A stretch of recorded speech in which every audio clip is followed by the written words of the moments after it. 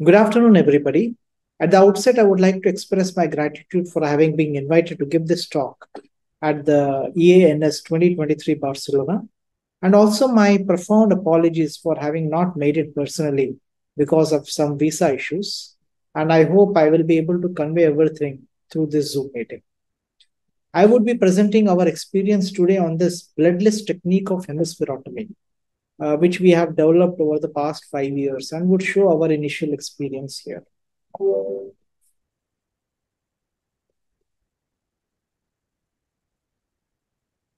So this is the All India Institute of Medical Sciences from New Delhi, where I work. We never did an anatomical hemispherotomy in India in our center. And we started with a functional hemispherotomy way back in 2002. And this is the first child that we treated. And you can see that this child had come with status epilepticus. You can see the front incisor missing. And when we did the surgery, he was completely cured from his epilepsy. And you can see this with a neurologist. And this boy came in 2015 as a fully grown adult. And except for mild weakness, he was totally functional. And following this, we published our first series of hemispherotomy from India. Initially, we were doing the peri-insular technique, which I learned from Professor Gary Mathern from UCLA. And you can see that in this, we need to remove the central core. And that's how we do it. But later on, I switched over to the vertical technique by Professor Delaland, and I found it very convenient because it doesn't involve going through any vascular corridors. And we kept on doing this for quite some time. As we know, the indications for hemispherotomy include post-infarct Rasmussen's, hemimegalencephaly, or hemispheric cortical dysplasia.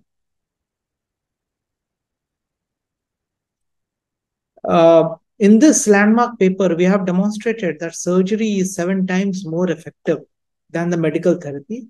And it's also important to perform surgery as early as possible in order to prevent any ill effects of epileptic encephalopathy. Hence, we have to perform these surgeries as early as possible in children. Otherwise, they would be prone for epileptic encephalopathy. And now, because hemispherotomy happens to be such a major invasive procedure, we started thinking that we should now start developing more minimally invasive techniques for doing this radical procedure. So we started doing hemispherotomies in 2002. For a period of 6 years, we did both the lateral as well as the vertical techniques. And in 2008 till 12, we switched over to the interhemispheric Delaland's route. So it's a Delaland's procedure, but rather than going transcortical, we started going through the interhemispheric route. Using neuronavigation. And then from 2008 till 12, we did endoscopic hemispherotomies. Now, endoscopic hemispherotomy is a technique which was developed by us. And when we developed it initially, it was sounding as difficult or easy as trying to pass camel through the eye of a needle. But ultimately, we developed this technique of going through the midline corridor. This is the kind of experience incision we give for accessing the endoscopic hemispherotomy, a 3 into 4 centimeter flap. And unlike Professor Delaland's technique, we use a much more anteriorly placed craniotomy, which avoids bridging veins. And even though they are cut, they are not relevant for major drainage. And endoscope allows us to even access the posterior part of the splenium and allow disconnections here. So this is how we would do the endoscopic hemispherotomies. And you can see it's very important for you to sit properly. And we use this thoracoscope to do it, which was tagged along with the robotic device. And this is an example of one such endoscopic hemispherotomy for a hemispheric cortical dysplasia. And you can see this beautiful disconnection, which was done by going through the midline corridor. And you can see that it's quite minimally invasive. We, of course, published a bunch of papers following that, following which became established world over, and everybody started doing these techniques. It also went into textbooks like this, and also was taken up into various centers in US as well as other countries like Indonesia, and Malaysia. We presented the first results of endoscopic hemispherotomy in 2014 epilepsy surgery meeting at Gothenburg conference. And in 2020, we presented a totally new radical technique, which is robotic thermo-coagulative hemispherotomy. Now, we also call it as ROTCH. ROTCH, if you look at in literature, it's also the name of a small Arctic bird, common on both coasts of Atlantic and all. In winter, it's also called as little auk. And it's very symbolic to this technique because it's the least minimally invasive technique possible and has, it's completely bloodless. So we then published the first paper on the technique of robotic thermo-coagulative hemispherotomy in Journal of Neurosurgery Pediatrics. It also appeared on the cover page. And of course, we also came out in the papers in India, in the Times of India.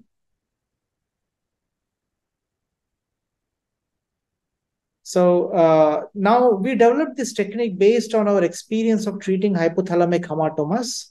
We have treated 28 hypothalamic hematomas, again using a robotic guidance. And when we were treating this giant hypothalamic hematoma, we provided 8 trajectories and provided 34 burns, and the child had class 1 outcome.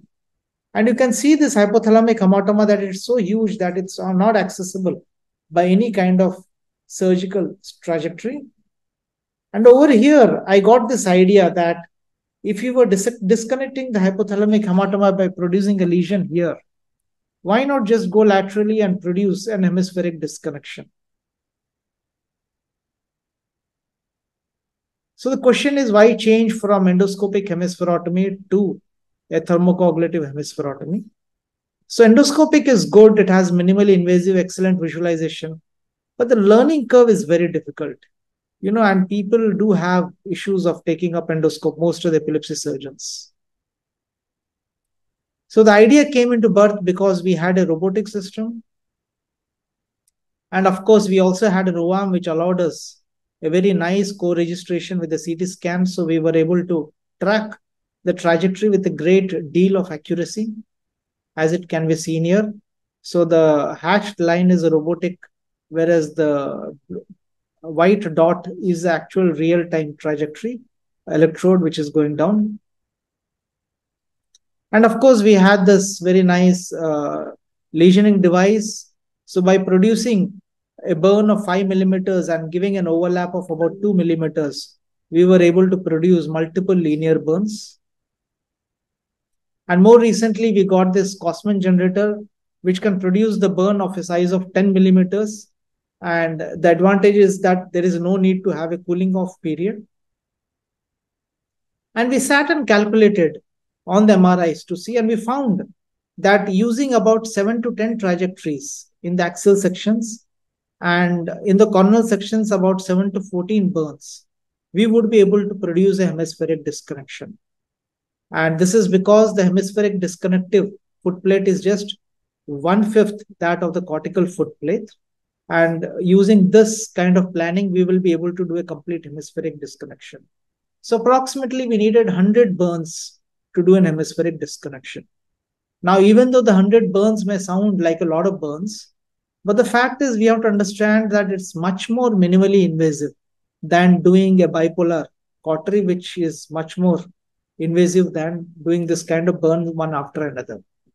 So as you can see, the hemispheric disconnective footplate is 1/5 that of the cortical footplate. Then we started planning.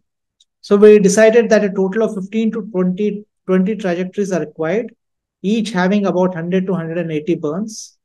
And we found that by using an anterior disconnection, 3 to 4 burns, a middle disconnection, about 7 to 10 trajectories. And we used a separate coronal disconnection for disconnecting the temporal stem and amygdala. And for disconnecting the corpus callosum, we used 4 trajectories, which are oblique, by which we were able to obtain a complete corpus callosal disconnection. So the procedure is done by positioning the patient supine. It could be fixed on Mayfield or even Lexel frame. In order to increase the accuracy, we can use anchor bolts for a CG system as a metallic fiducial, and it increases the accuracy quite a lot. Fundamentally, this is the procedure just to show how each burn is produced. So the robotic arm goes into the position.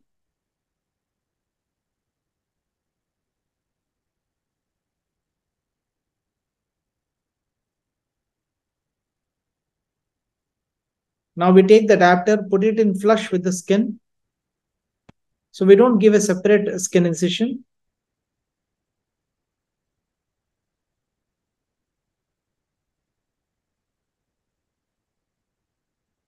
And then we drill right through the skin into the bone. Now this guard helps us to know what is the thickness of the bone and where to stop it.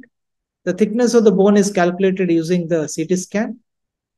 The dura is coagulated and made a hole there.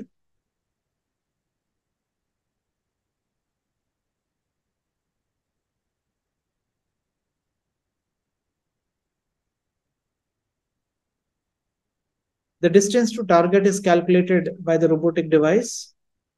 And then we slowly pass the electrode. We use impedance to calculate and fine tune whether the electrode is actually in the position. So you can note the increase in frequency of impedance as the electrode moves from the ventricle to the brain.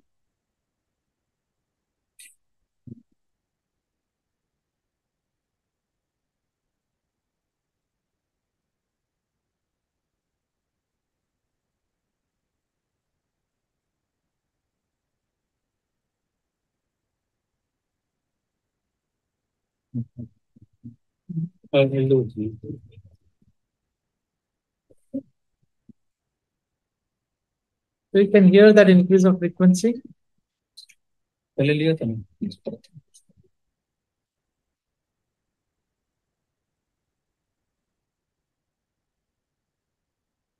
So take it inside by a couple of few millimeters more.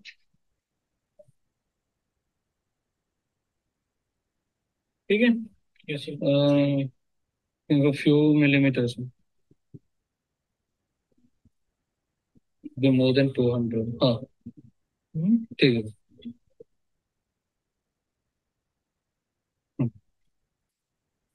So you can see it again as the impedance increases. 160 here, 173, 181, 180. Yes, sir, it's 190. A few millimeters. More than 200. So we take it to an impedance of about 200 plus. So that's when we know that it's in parenchyma. And again, we confirm one trajectory using the O-arm coupled with a CT scan just to increase the accuracy of the trajectory.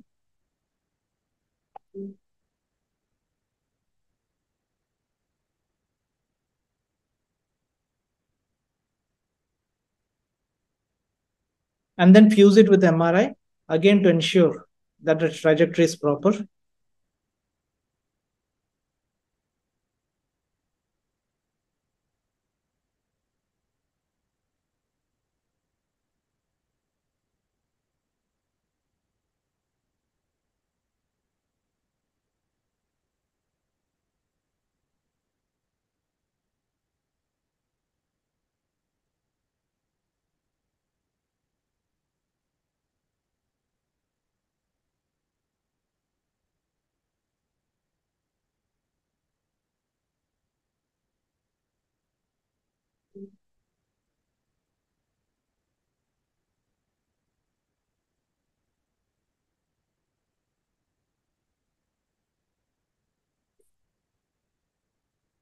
So we produce a lesion at 75 to 80 degrees for about 60 seconds.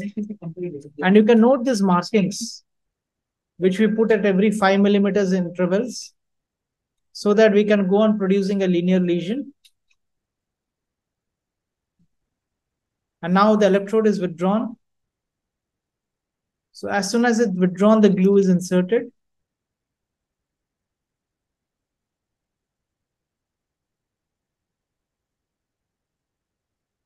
So there could be a few drops of CSF coming out, but moment the glue is inserted,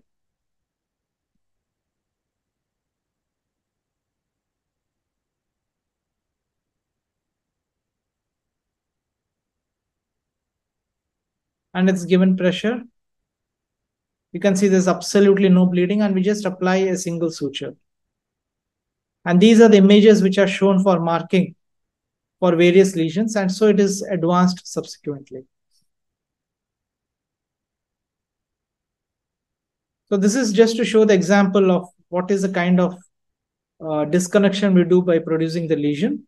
And of course, for amygdala and temporal lobe, we use 3 trajectories from the lateral side. Corpus callosum is covered in 4 trajectories as it is shown here by 4 oblique trajectories. The posterior disconnection at the level of splenium is done usually by a single trajectory or at best 2 trajectories. So this was the first case we did, 12-year-old female child, 5 to 8 seizures a day, left hemiparesis, right Rasmussen's. And this was the first case we took the ethics clearance from the institute. And then we kind of put the trajectories in a very random manner. So the child was completely seizure-free. You can see this disconnection here. But again, the seizures, came back because the disconnection was not complete. He came back for second surgery, which was done 2 weeks later. And following that, the child was totally seizure-free. Now, using this case, we modified our technique, and then we developed the X technique. So X technique fundamentally is that you have a single twist drill through which you have 3 trajectories which fan out. So as a result, we are able to do a very nice and a linear disconnection as it can be seen. So our trajectories are no more placed randomly. And this is how we note it down on a paper so that we know at every point what was impedance recorded and at what are the various trajectories where we have to do the lesion. And again, showing the magnification on how we do the X technique. So this is an example of a child who was having 8 to 10 seizures a day. You can see this beautiful disconnection here. And this is a child seizure-free at 3 months of age, completely mobile. And you can see at surgery, there are just a couple of sutures which have to be removed. And once they are taken, you won't even know whether the surgery has been done. So this is a mechanism by which we use a linear disconnection. So the trajectories, we use 3 trajectories through each twist drill. So as a result, we are able to produce a very nice linear disconnection. And again, you can see on MRI as well as CT scan, the nice hemispheric disconnection which is produced here.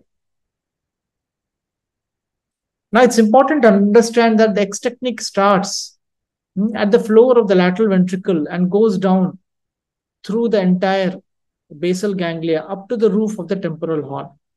So the distance between the trajectories here should be around 5 millimeters, which ensures a complete linear disconnection throughout the length of the basal ganglia, and hence producing a complete disconnection as can be beautifully seen on the CT scan.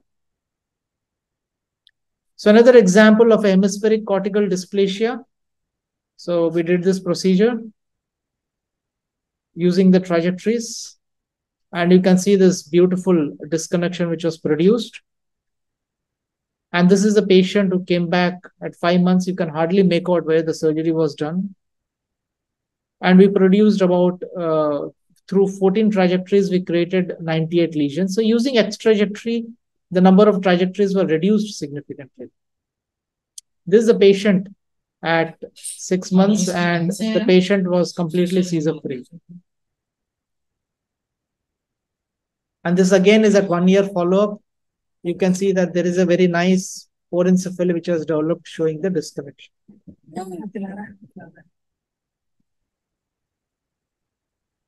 Few more examples. For instance, case 3.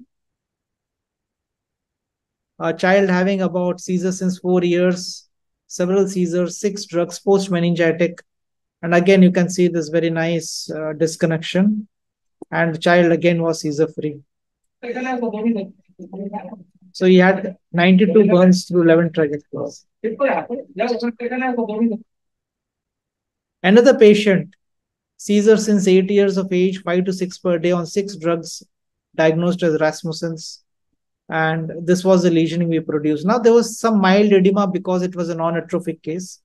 So whenever the patient, we do it in a non-atrophic case, we give steroids for about 4 or 5 days. That reduces the swelling. And left hand upar uta. because totally seizure free, he of course had a hemiparesis as expected, but that improved completely. Another example, seizures in 6 years, 16 years, 2 to 3 per day on 4 drugs post-stroke. So 12 trajectories produced 188 burns. So as it can be seen, child is completely seizure free. This was at 1 month, and currently I hear the child is walking completely independently. So summarizing, we now have an experience of 21 cases. So in our center, this has become the sole procedure of choice. So we do it for all the patients. The age ranged from 5 months to 20 years.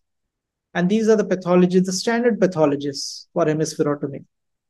And we don't differentiate any kind of pathology we done, only except that when you do it in a non-atrophic case, you should cover with steroids. You could have an edema. And we always repeat a scan on day 1. And in case of non-atrophic, we also repeat one more scan after on day 3 or day 4.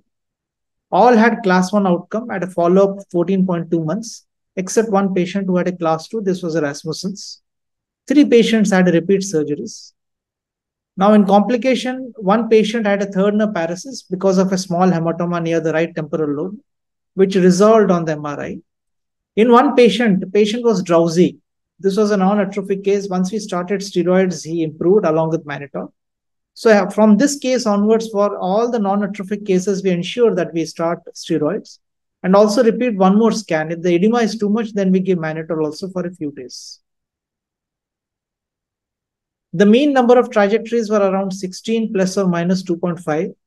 And the mean number of lesions which are produced were around 100 plus or minus 25. We do know that there are certain weaknesses for this as well as strengths. The biggest strength is, of course, this is the least minimally invasive procedure. You cannot have a more minimally invasive procedure with absolutely no blood loss. There are no fevers.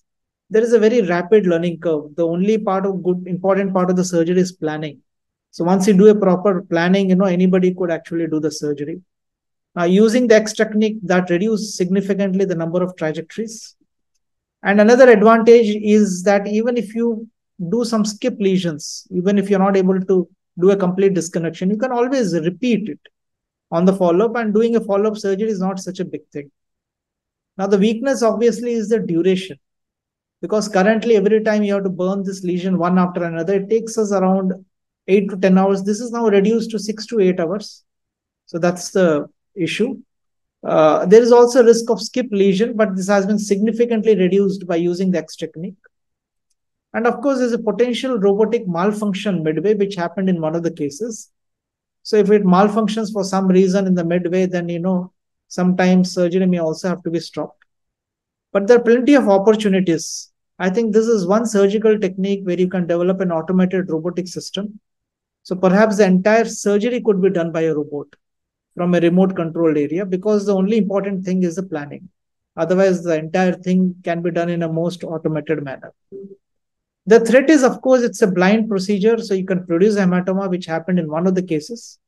But by and large, the trajectories which we create pass through a non-vascular channels, because when you do a vertical technique, there are hardly any blood vessels there. Now you can see that the incidence of fevers have reduced remarkably. Even when we were doing the endoscopic technique, we would go into the ventricle, and that again used to produce a lot of symptomatic fever because of the reactionary fever, and this would settle down by day 6. But when we do the robotic technique, there is absolutely no fever, and the best part is the patient wakes up immediately after the surgery, because it's so minimally invasive. The recovery is excellent. The best part I feel is there is no blood, single sutures, if you require, may be staged. So in our center, again, this has become the sole procedure of the choice. For me personally, it's given me a great sense of achievement, because I come from an era where I have seen a hole in the brain for doing a hemispherectomy. And finally, I was able to create a technique which only produces from a hole in the brain, now only produces a line in the brain. So I was personally very happy that we were able to convert a maximally invasive procedure like hemispherotomy for kids into such a minimally invasive procedure. And again, this is the cover page which was there in Journal of Neurosurgery Pediatrics with our paper.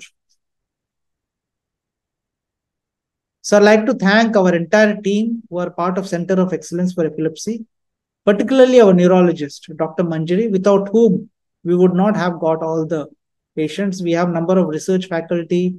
We also have a MEG center. That's our research facility. That's the clinical center. So thank you once again for giving me this opportunity. Thank you.